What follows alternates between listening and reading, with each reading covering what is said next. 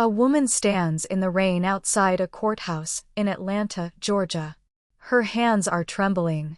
Her mascara runs down her face like black tears. Inside that building, 12 strangers just decided she was a killer. Her own mother pointed at her from the witness stand. Her own brother handed the prosecution the murder weapon. And her husband, the man she had loved for 16 years, never once looked at her. But here is what no one in that courtroom knew. Every single one of them was lying. And Diana Caldwell? She had proof. A woman stands in the rain outside a courthouse in Atlanta, Georgia. Her hands are trembling. Her mascara runs down her face like black tears. Inside that building, 12 strangers just decided she was a killer. Her own mother pointed at her from the witness stand. Her own brother handed the prosecution the murder weapon. And her husband, the man she had loved for 16 years, never once looked at her. But here is what no one in that courtroom knew. Every single one of them was lying. And Diana Caldwell? She had proof. My name is Diana Caldwell. I am 41 years old. My own family testified against me. But not one of them told the truth. People always say that blood is thicker than water. That family is the one thing you can count on when the whole world turns its back on you. That no matter what happens, no matter how bad things get, your family will always be in your corner. I used to believe that. I used to believe it the way I believed in the sun rising every morning. Blindly. Completely. Without question. Now I know better. Now I know that sometimes the people who share your last name, your childhood memories, your holiday dinners, sometimes those are the very people who will smile at you on a Sunday and then sharpen the knife on a Monday. My name is Diana Caldwell. I was born and raised in Savannah, Georgia. I moved to Atlanta at 23 with a suitcase, a scholarship, and a dream. I built a life from nothing. A career. A home. A family of my own. And then, in the space of one terrible night, all of it was taken from me. Not by a stranger. Not by an enemy. By the people I loved most in this world. It was a Thursday in late October when my father called me. Raymond Caldwell. 71 years old. Retired judge. A man who had spent 40 years on the bench deciding the fates of other people's children, but had never, not once, looked at his own daughter and truly seen her. Diana, he said. I need you to come home. This weekend. It's important. He didn't say why. He never said why. That was Raymond Caldwell's way. You came when he called, and you were grateful he bothered to call at all. I drove the 4 hours from Atlanta to Savannah alone. My husband, Gregory, was away on a business trip, his third that month. I didn't think anything of it at the time. I should have. When I arrived at the old family house on Oleander Avenue, the white colonial with the wraparound porch, the house where I grew up, the house where my mother still kept my childhood bedroom exactly as I'd left it, I knew something was wrong. Every light in the house was on. My brother's car was in the driveway. So was my sister-in-law's. So was my cousin Marcus's truck. So was a car I didn't recognize, a sleek black Mercedes with a New York plate. I walked in through the front door without knocking. They were all gathered in my father's study. My father at his desk. My brother Terrence standing by the fireplace with his arms crossed. My mother in the corner chair, looking at the floor. Marcus on the couch. And a man I had never seen before, 50s, silver-haired, expensive suit, sitting across from my father like they were old friends. Diana, my father said. Sit down. I sat. The man in the expensive suit introduced himself as Franklin Holt, attorney at law, estate specialist. And then my father told me. He was sick. Had been for 8 months. Pancreatic cancer, stage 3. The doctors gave him 6 months, maybe a year if the treatment worked. It wasn't working. I felt the floor shift beneath me. All I wanted to do was go to him, hold his hand, cry. But my father held up one hand and said, "Don't. Let me finish." So I sat there, frozen, while Franklin Holt opened his briefcase and laid out the documents. My father had decided to revise his estate plan. The family home, worth $2.4 million, would go to Terrence. The investment portfolio, $3.1 million, would be split between Terrence and my mother. The family land in coastal Georgia, 11 acres, currently worth $6 million, potentially far more with the development deal that was on the table, would go entirely to Terrence. And me? $200,000. In a trust. Disbursed over 10 years. I stared at my father. Why? He looked at me with those cold, judicial eyes and said, "Because Terrence has children to provide for. And because you have Gregory." Gregory. My husband. Who, I would later learn, had already been in this room the week before. Who had sat in the chair I was now sitting in. Who had shaken my father's hand and said, "I think this is the right decision, sir." I drove back to Atlanta that night in a white-hot silence. 6 weeks later, my father was dead. And 3 days after that, I was arrested for his murder. They came at 6 in the morning. For Atlanta PD detectives and a warrant. I answered the door in my robe, coffee in hand, and watched them file into my home like they owned it. Detective Sharon Reese, sharp-eyed, late 40s, the kind of woman who had learned to be twice as hard to get half as far, handed me the warrant and told me I was being arrested for the murder of Raymond Arthur Caldwell. I laughed. I actually laughed. My father died of cancer, I said. He was sick for months. Everyone knew. Mr. Caldwell died of a combination of his cancer medication and a significant overdose of digoxin, Detective Reese said. A drug that, when combined with his prescriptions, mimics the symptoms of heart failure. We have forensic evidence and a witness placing you at the house the night before his death. I was at the house. I visited him. I'm his daughter. You visited him alone. His caregiver was sent home early that evening by a phone call she received, telling her that a family member would be staying the night. The call came from your number. The room seemed to tilt. You have the right to remain silent, Detective Reese said. I should have used it. Instead, I said, I didn't kill my father. Someone is lying to you. She looked at me for a long moment. Something in her eyes, not sympathy exactly, but a flicker of something, and then she said, that may be. But right now, the evidence says otherwise. They put me in handcuffs in my own kitchen. As they walked me out to the patrol car, I saw my neighbor across the street, sweet Mrs. Patterson, 70 years old, who brought me soup when I had the flu, standing on her porch with her hand over her mouth. And behind me, I heard my phone ringing. I would later find out it was Gregory calling. He knew. He already knew. I got a lawyer, a good one. Her name was Priya Mehta, and she was exactly what I needed. Brilliant, relentless, and completely unmoved by the Caldwell family name. Walk me through everything, she said. The first time we met in the detention center. Every conversation, every visit, every person in that house.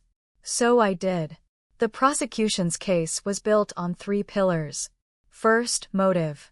I stood to lose millions under my father's new estate plan. The revision had been made 8 weeks before his death. Second, opportunity.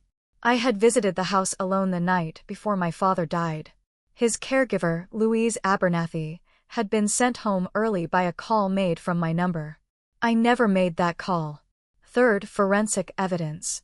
A partial fingerprint on my father's medication cabinet. Consistent with mine, the prosecution's expert said. Not a match, consistent. There is a difference. But the worst was still to come. On the day of jury selection, I sat in the courtroom and watched my family file in. My mother, Margaret, in a black dress. She didn't look at me. My brother Terrence, in a gray suit. He looked at me and smiled. A small, tight, satisfied smile that lasted only a second. But I saw it. My cousin Marcus, who I had grown up with, who I had taught to ride a bike when he was 7 years old. He looked at the floor. And Gregory. My husband of 16 years. He walked in with a woman I recognized, his paralegal, Amber. She was 28. I turned to Priya. He's been having an affair.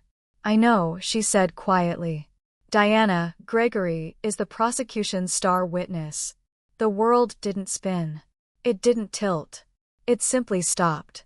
He's going to testify that on the night before your father died, you came home and told him that you had taken care of it. He is also going to testify that you had researched heart medications extensively in the months before your father's death. That's a lie. I know. But it's a very well-constructed one. And your brother has been helping him construct it for a long time. She slid a folder across the table. Inside were phone records. 18 months of calls between Gregory and Terrence. And at the bottom, a single bank transfer record. $300,000.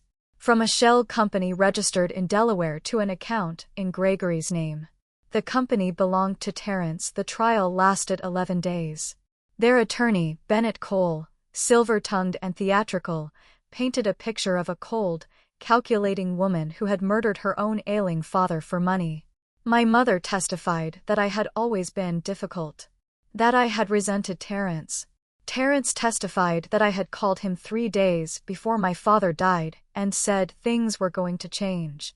Marcus testified that I had once asked him what digoxin was, while we were watching a medical drama together. A throwaway comment. He turned it into evidence. And then Gregory took the stand. He was composed. Polished. He spoke about our marriage, our fights, the night I supposedly came home, and said I've taken care of it. He cried at one point. I watched him and felt something cold and absolute settle over me. Not rage. Not grief. Something quieter and more permanent. I was done loving Gregory Pierce. But I was not done fighting. When the defense began, Priya moved like a surgeon. First, the fingerprint. Her expert, Dr. Clarence Webb, 22 years with the FBI crime lab, explained that the print had only 7 identifiable points of comparison. The FBI standard required 12. Reasonable doubt, planted right there. Then the phone call to Louise Abernathy. Cell tower data showed my phone was connected to a tower near my Atlanta home when the call was made, not in Savannah. The call had been made from a device spoofing my number. Someone had planned this carefully. Then the bank records. Priya walked the jury through every transfer, every LLC, every phone call between Gregory and Terrence. $300,000. Paid 6 weeks before my father's death. This was not a crime of passion, Priya told the jury. This was a conspiracy. Planned over months.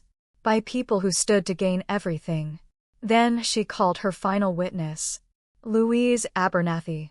The caregiver. The woman who had been sent home early. 63 years old, with silver hair and steady, unflinching eyes. Describe the call you received, Priya said. It was a man's voice, Louise said. I remember thinking it was strange. Diana always called me herself.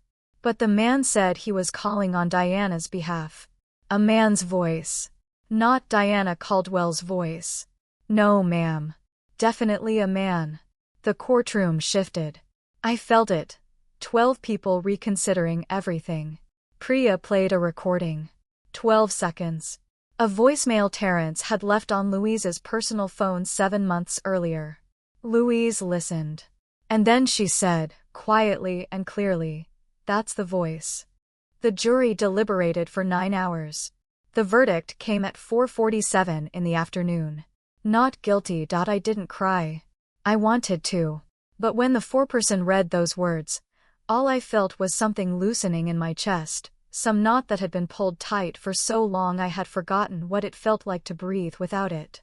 Behind me, I heard my mother make a sound I had never heard from her before.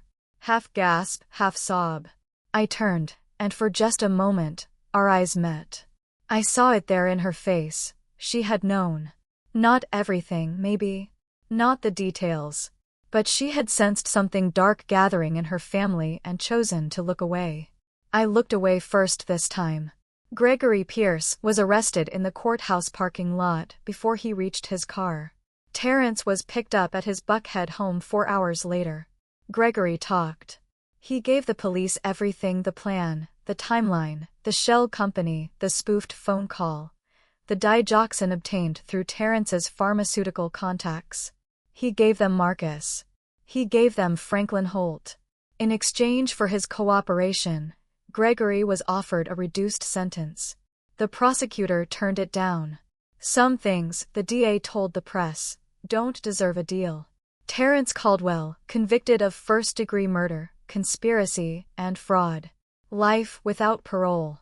Gregory Pierce, convicted of conspiracy to commit murder, perjury, and obstruction of justice. 40 years. Marcus, probation and community service. Franklin Holt, disbarred and convicted of fraud. He died in a minimum security facility 2 years later of a heart attack. My mother was never charged. The law found no evidence she had known the details.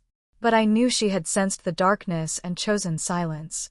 I visited her once, 6 months after the trial. We sat in the living room and drank tea and said nothing for a long time. Finally she said, "I'm sorry, Diana." I looked at her. This woman who had raised me, who had sat in a courtroom and let a jury believe her daughter was a killer. "I know," I said. And then I left. I didn't go back. It has been 3 years since the verdict. I still live in Atlanta. Different house. I sold the one Gregory, and I shared before the ink was dry on the divorce papers. New neighborhood. New beginning, as much as those things are possible. I went back to work 6 months after the trial. I'm a landscape architect. I design parks, public spaces, green areas in cities. Places where people can breathe. Places that belong to everyone. I find that I love my work more now than I ever did before. There is something comforting about things that grow. About putting roots in ground and watching what comes up. I think about my father sometimes. Not with anger, though there is anger. I'd be lying if I said there wasn't. But also with something sadder and more complicated. A man who spent his life judging others, and who was ultimately betrayed by the people closest to him. I wonder if he would have chosen differently, had he known. I think he would. I have to believe that. Priya Mehta and I have lunch once a month. She told me once that I was a terrible character witness, because I'm too honest. Maybe that was always my problem. In a family built on appearances, on performance, on the careful maintenance of a story, I was always the one who wanted to know the truth. Who asked the uncomfortable questions. Who refused to look the other way. They called me the villain for it. They put me in handcuffs. They put me on trial. They sat in a courtroom and looked at a jury and told lie after lie about the woman they had known their entire lives. And now Terrence is in a cell in Georgia State Prison and Gregory is counting the years in a federal facility in Alabama, and I am standing in a park I designed in Midtown Atlanta, watching children chase pigeons in the afternoon sun. The world is not fair. Justice is not guaranteed. But sometimes, if you fight hard enough, if you refuse to be silent, if you find the right people to stand beside you, sometimes truth is louder than lies. My name is Diana Caldwell. I am 41 years old. My family testified against me. And not one of them told the truth. But I'm still here. And that is enough. And that is enough. Some battles leave scars you can't see. Some wounds never fully heal. But Diana Caldwell walked out of that courtroom with her head held high, and that, perhaps, is the greatest victory of all. Not the verdict. Not the prison sentences. But the simple, quiet dignity of a woman who refused to be broken. Because in the end, the truth doesn't always come easy. It doesn't always come fast. But if you hold on long enough, if you fight hard enough, it always comes. Justice, after all, is never truly lost. It's just sometimes waiting. If Diana's story moved you, if you've ever been betrayed by someone you loved, if you've ever had to fight for what was right when the whole world was against you, then you already know how she felt standing in that rain outside the courthouse. You know what it means to be called the villain in your own story. And you know what it feels like when the truth finally wins. If this story stayed with you, hit that like button, it truly helps this channel more than you know. Drop a comment below and tell me, did you see the twist coming? Or did Gregory fool you too? And if you want more stories like Diana's, stories of betrayal, justice, and people who refuse to give up, then click that subscribe button and join the Justice Served Tales family. Because every week, we bring you another story, another truth, another verdict. Justice served always.